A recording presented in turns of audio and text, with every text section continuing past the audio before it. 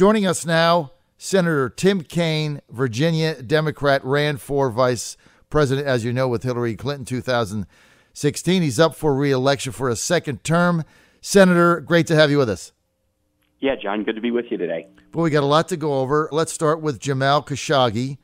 This is very troubling to a lot of people. It's like the Roach Motel. He went in, but he didn't come out. Now, there's a lot of allegations from the Turks saying that he was murdered, chopped up, some even saying that he was chopped up and put into bags while still alive. Just a horrific situation and disruption to the international community, because when you go into, as you know, Senator, an embassy or a consulate, that's supposed to be a safe haven. I know Secretary Pompeo was there. The president wants to wait till all the facts come out. Share with us your perspective on this as it is now. Well, John, yeah, you're right. Really troubling. I'm a member of the Senate Foreign Relations Committee. I am the lead Democrat on the subcommittee that oversees the U.S.-Saudi relationship, and this has the potential to dramatically change the relationship between our countries. You're right that, the murder of a journalist has to be taken seriously. This is a journalist who was living in Northern Virginia, right near Tyson's Corner in Fairfax, writing for the Washington Post, and B, the murder of anybody at a consulate, which should be a safe haven, that would take place is shocking. So there's a couple of things that we're doing in Congress about it. First, on the Foreign Relations Committee, we sent a letter to the president that would trigger the Magnitsky Act. I think you know that Magnitsky Act was named after a Russian dissident who was murdered by the Russians for his political activity. Congress sends a letter to the president that gives the president 120 days to make a ruling about whether the murder was a human rights violation, and if so, what sanctions would be imposed. We sent that letter about 2 weeks ago. The other two issues that are currently under consideration that are somewhat related are whether it should stop or put a moratorium on arms sales to the Saudis. We have significant arms sales to them and have for years. And third, and this is one that I'm very focused on because it was a significant passion of Jamal Khashoggi's, is whether the United States should stop supporting any Saudi efforts in the war in Yemen, the civil war in Yemen that's going on between a Houthi minority and the Yemeni government. And Saudi Arabia is very, very involved in favor of the government against the Houthis in that war. The United States is providing support for the Saudis in that position, refueling aircraft and others. And we have had some votes to try to stop U.S. participation in that war. We had one recently that got up to 47 votes in the Senate, not 50, not 60, but pretty significant vote total. And I am increasingly of the opinion that the war is a humanitarian disaster and the United States should not be assisting the Saudis in the prosecution of that war. But we're going to, get more facts. But bluntly, I think the burden is on the Saudis to prove that they had nothing to do with any harm, kidnapping, or murder of this journalist. Enough facts are out there, enough information and corroboration is out there that the burden is now on their shoulders. They're going to have to prove that they weren't involved in any harm, and if they don't, I think it's going to fundamentally change the relationship we have with the country of Saudi Arabia. Senator Kaine, is this now the day of reckoning for the U.S. relations with the Saudis? I believe it is. John, the way you asked that question, I think I know what you're thinking. There have been some very, very significant challenges in the relationship in recent years, beginning with the overwhelming majority of the 9/11 attackers were Saudis. Yes. And then you move forward to a whole series of other instances, Yemen, bizarre Saudi behavior in recent years, especially since the ascension of the Crown Prince MBS to his position. As you know, within the last year, the Saudis were involved in a bizarre kind of near kidnapping of the Lebanese Prime Minister Hariri. You're right. Where they sort of, as he was visiting Saudi Arabia, he gave sort of a forced televised interview announcing his resignation from the position in Lebanon. That was widely viewed as a Saudi power play. And I'll tell you, when I go to the region, what I hear it in Lebanon, I hear it in Iraq, I hear it when I talk to Syrians in the region, is that if every other problem in the region were solved, it is still the Saudi-Iranian proxy war that crushes people all around the region. If we solve problems of corruption, if Israel-Palestine made a deal tomorrow and there was a two-state solution and that wasn't an agitator, if there were all kinds of other issues solved. But if Iran and Saudi Arabia continued to engage war throughout the region would still be in significant turmoil. And so obviously Iranian activity in the region is difficult and causes major problems, and we have to lean into that. But Saudi activity in the region is also, I think, responsible for this humanitarian crisis in Yemen, the instability in Lebanon, and other major issues. And so this, I think, has the feeling of potentially a watershed time in the relationship. I think you're right. And there's other issues as well. The consolidation of power by MBS, Mohammed bin Salman, arresting all of what you might consider his potential rivals, calling it corruption, putting them in a hotel. The administration looked the other way on that. I kind of got it. Their business, all right. They kind of went with it. But then you've also got the Gulf blockade they did against Qatar, which really made no sense. And it's because it's backfired on them because the nation of Qatar is now better off than they were. So that's backfired and blew up in their face. Now they're trying to put up a moat. And John, as you know, Qatar, there's challenges with Qatar, but Qatar is also the home of a major U.S. air base at the Al-Udeid Air Force Base in Qatar. We would not have been able to prosecute the war against ISIS without being able to use that base. I've visited that base on 2 occasions. And so the aggressive nature of Saudi Arabia toward Qatar, prosecution of this humanitarian disaster by most accounts in Yemen and these other instances. And, I think for a long time, hey, let's be blunt, the basis of the relationship was that the United States needed oil from Saudi Arabia, and that's less and less the case as the United States now becomes a net energy exporter as we develop our own energy sources. Our need to rely on oil from Saudi Arabia and turn our head the other direction on human rights issues, unequal status of women, prosecution of political dissidents, etc. We don't have to turn our head any longer. I think you nailed it. And I tell you what, I don't want this to become, I don't know how we navigate our way through it, but as you know, I'm a non-interventionalist, and I'm vehemently opposed to our involvement in supporting the Saudi Emirates coalition in forwarding the civil war against the Yemenis, 50,000 people dead. People are starving, children eating bark off trees. I mean, the thing is horrific. We've got school buses getting blown up with bombs made in the USA. I mean, the whole thing is a disaster. We shouldn't be there. Obama got us in. The president, who, as you know, I'm a big supporter of, campaigned to get us out. We're not out. But the other day, this is interesting, and I just want your comment on this. One of the strangest alliances of all time, your colleague Lindsey Graham wants a muscular national response to everything, as you know, part of the neocon set, aligning himself with Rand Paul, the non-interventionalist, in getting out of this war, and Rand Paul saying he's going to bring it to a vote on the Senate floor. How would that work, and when would that be? We are, John, we're out until Veterans Day. We'll be back in the day after Veterans Day. And I think you're going to see a lame duck session like no other. I think it's going to be extremely intense in November and December.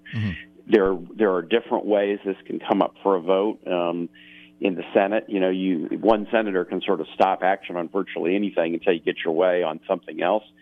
So I think the 2 issues you'll see come up, and you are right to point out, when Lindsey Graham, who's an interventionist, says it's time for us to get out, that really tells you something. Rand Paul and I and Chris Murphy and others have been in the position of trying to block arms sales to stop activity in Yemen for a while, but with Lindsey and others coming on board, it does show the change in the relationship. So I think you'll see a floor vote on the Senate on one of 2, and maybe both. You may see a floor vote on blocking arms sales, and you may also see a floor vote on stopping any U.S. support for the war in Yemen. We were in Yemen battling ISIS and al-Qaeda. There is an ISIS and al-Qaeda presence in Yemen. But then separate to that, the civil war between the Houthis and the Yemeni government started, and U.S. activity has sort of bled over from the battle against ISIS and al-Qaeda into active participation on behalf of the Saudis in the civil war. And I think it's time that we stop that. Let's move on. Senator Tim Kaine with us here on the John Fredericks Radio Network, and he's running for election to a second term. That'll be decided on November 6th. His Republican opponent is Prince William County Chairman of the Board of Supervisors, Corey Stewart. Senator, the Honduras-Guatemala Caravan, now up to 4,000 people traveling to the United States. They want to come to the country illegally. These are not refugees for asylum. They're calling themselves economic refugees. Well, Senator, there's 4 billion people around the globe that could be economic refugees that could find a better life in the United States. Are you in favor of just 4,000 or 5,000 people just walking over the border in this caravan and being absorbed into the U.S.? And if we do that, what's to say the next one isn't going to be 40,000 or 50,000? Yeah, you're right, John. Look, we have to have laws about who gets in and who doesn't, and we have to have border security. I have voted for it repeatedly. As you know, I was part of the group in the Senate in June of 2013 that passed a comprehensive immigration reform bill. And in that bill, folks often don't pay attention to this, in that bill, there was $40 billion of border security over 10 years. President Trump is now asking for $25 billion of border security over 10 years, less than we originally included in the bill that we did. We need comprehensive immigration reform. I am not for open borders and never have been. We need to make sure we invest the money in the right way. So when I actually worked with Lindsey Graham in February, and we put a deal on the table for the president. The deal was, Mr. President, can you take yes for an answer? The deal involved protection for dreamers, which the president had said Congress should do, and it involved the complete $25 billion that the president had asked for over 10 years with congressional oversight to make sure it was spent right. But the president, when we put the deal out there, trashed it. We had 8 Democrats and 8 Republicans. The president could have accomplished something that he said that he would do when he ran for office, and he chose to attack it because he wants to dramatically change family unification in the diversity visa program, et cetera. But with respect to the caravan, shouldn't be able to just come in. They from Honduras, from Denmark, or from anywhere. There have to be rules, and the rules need to be enforced, and that's why it's time that we do the comprehensive immigration reform. Well, I think the president is open to DACA negotiation. I mean, I think he does realize that these are children in the United States. They know no other place. I think the real negotiating issue now becomes the president is adamantly opposed to the continuation of chain migration, and he would prefer a merit-based economic system of immigration like Canada or Australia has, that basically says if we have a need for pipe fitters and there's pipe fitters in Somalia, they go to the top of the line because if they immigrate to the United States, they're going to find a job. So that's the issue that's going to have to get worked out as you guys go forward with this. But and John, there may be a discussion. I mean, in the lame duck, I was talking about that earlier, how many issues there are that are out there. As you know, we avoided government shutdown, et cetera, by finding an appropriations bill on most of the major categories of government before the end of September. That was good. But the one item where we just did a continuing resolution through early December for continued discussion is in the border funding area. So, yeah, we're going to have, between the election and early December, we'll have a major discussion with the president about that. And he wants the border security money, which we have been willing to vote for, and we want reforms as well. And we'll get into that discussion in the next month or so. As this caravan gets through Mexico and gets to the southern border of the United States, Senator Kaine, what should authorities do? What should we do?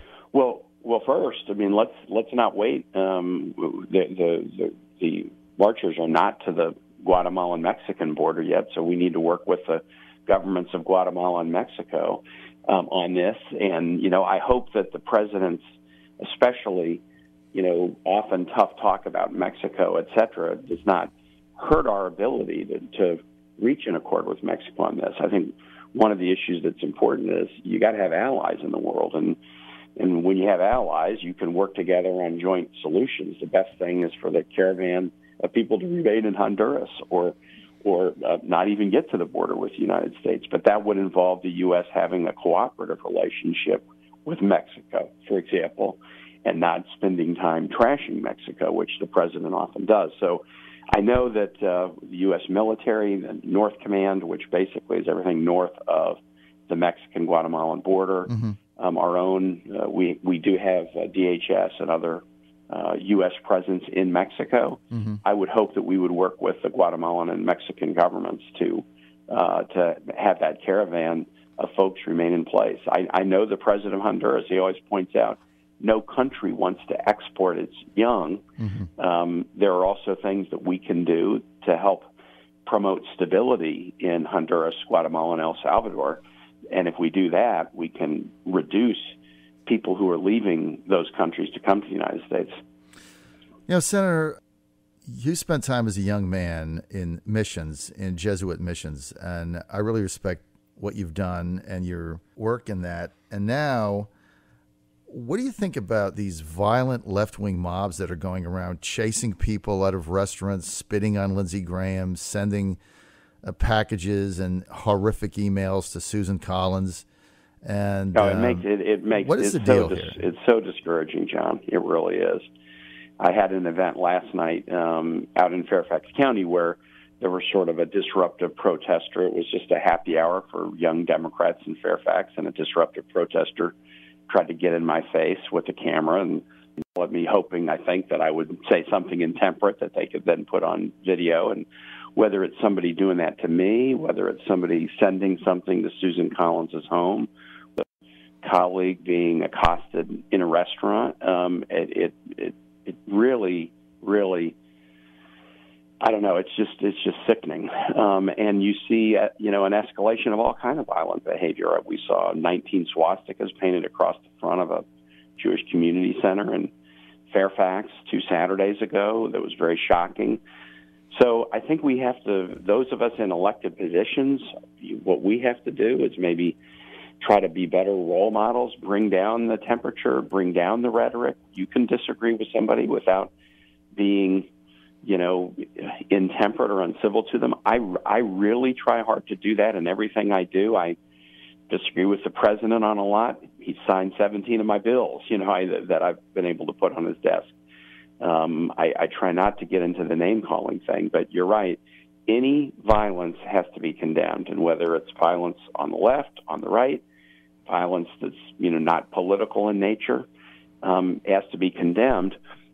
One of the great things about our Constitution, as you know, your favorite part of the Constitution is in the First Amendment, freedom of the press, and my favorite part of the Constitution is in the First Amendment, too, which is the right of the people to peacefully assemble, the right of the people to petition government for redress or grievances. We give citizens the right to peacefully assemble, but it's got to be peaceful, or to, write letters to congressmen, but it's got to be peaceful. And I think that the framers realized that engagement was necessary for a democracy to work, but they understood that the engagement had to be peaceful, and any kind of disruptive or violent activity has to be condemned.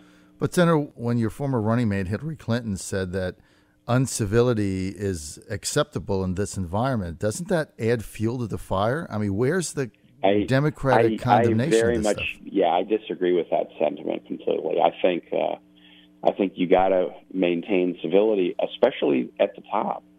Let me use 2 role models on my side of the aisle. You could think of some role models on your side of the aisle. Nobody would say Bobby Scott is not a very progressive Democrat. Very progressive Democrat, very firm in his point of view. He points out what he thinks is right. He points out what he thinks is wrong. But Bobby Scott has had a political career where nobody thinks of Bobby Scott as an uncivil person or a name caller.